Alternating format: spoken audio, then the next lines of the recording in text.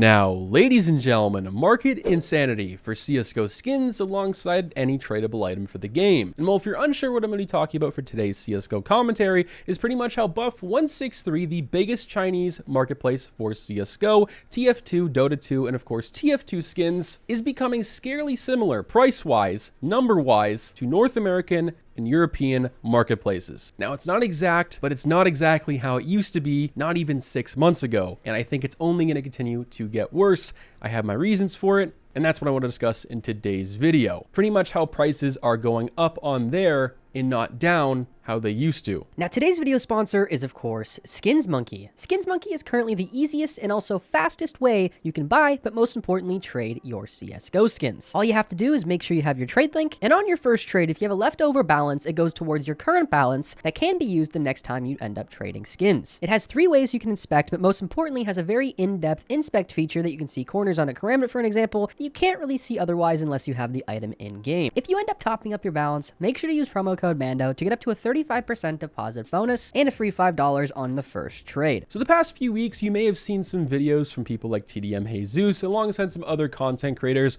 on pretty much how Buff is becoming very similar to Steam market prices, or at least not the same percentages as it used to be. You used to be able to get CSGO skins for a huge discount and then sell them on Steam for either a VR headset or something even like the Steam Deck when that thing first came out. And this video was planned before Jesus made that video, but I just never really got around to it. And here we are today. And I'm someone who has experience from being on Buff for a few years, or a couple anyway, and of course selling skins on a place like Steam from Buff to buy VR headsets and getting currencies on Buff as well. Here we go. Where I'm going to start is Buff is obviously becoming closer and closer to Steam market prices. And if you look at third-party sites in North America and Europe, prices are not too much different nowadays. So for people wanting to buy a knife or a pair of gloves, unless it's very niche, a certain float they want, a very low float in a certain condition, because the next condition up is so much more expensive, they're probably just going to end up using a North American or European site. Doesn't really make sense for them to buy stuff on Buff because the extra fees involved from buying from someone on Twitter, using Alipay, or getting skins on there from obviously Steam or another site is just kind of stupid, costs too much money. But unless you're buying something that's very niche, obviously that's worth it. And I would say now more people than ever are using Buff, and in compared to 2020, skins anyway for some of them were 50% more expensive on Steam than Buff. Now it's frightening how comparable they actually are. Liquid items are something to take a look at, especially something like the Op Asimov. This was something that used to be a very liquidated item, especially on a place like Buff. You're able to buy these on Buff and then sell them on the Steam market, get quite a few extra bucks back, but that's not really the case anymore,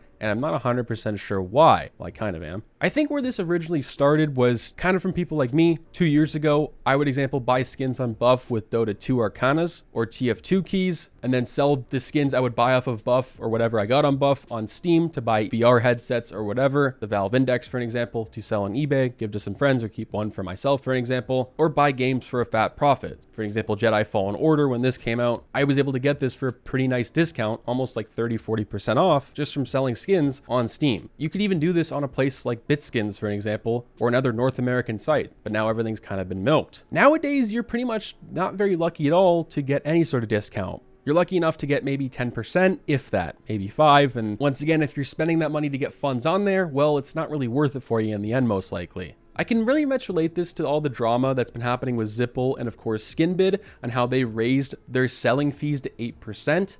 Everyone is so accustomed and so used to the prices on Buff and used to the fees on there, used to how many people are using it, how fast you can buy and sell an item, how many niche things are on there, and well, that's for a few different reasons. I think a lot of it is because of how many people, and especially the top creators and top dogs, use it, like Jesus, Anomaly, anyone who trades on Twitter uses it for an example, how niche it is, how fast you can get transactions done, and how simple it is, really. But really, no North American or European website is ever going to be like that, because they can't be like that because they're not based in China. There's just simply not enough audience here, or really in Europe, with skins anyway, where that has the kind of money that would want to do that there. If that makes any sense, at least that I would know of. So many YouTubers and streamers only using Buff. I might even be guilty of this myself. With my best cheap knife videos for under $100, $200, $300, $400, I use Buff prices. People have come accustomed to that. And with the CSGO market price growing, prices are becoming more incredibly expensive, people are wanting the cheapest prices, and getting funds on Buff isn't the hardest thing nowadays either. That's also something to take a look at. And something actually I've seen OniPixel talk about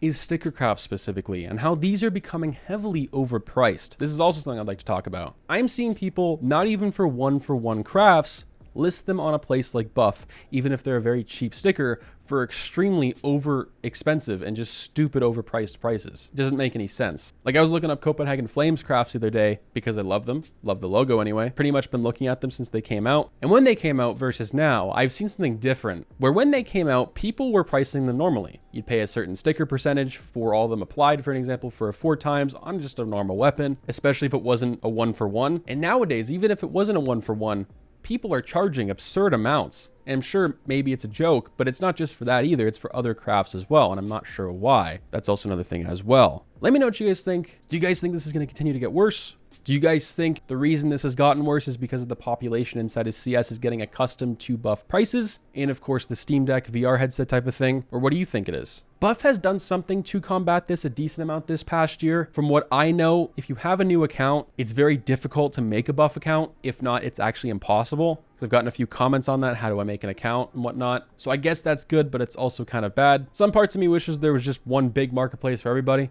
but we can only wish. Stay positive, guys. I'm out. Peace.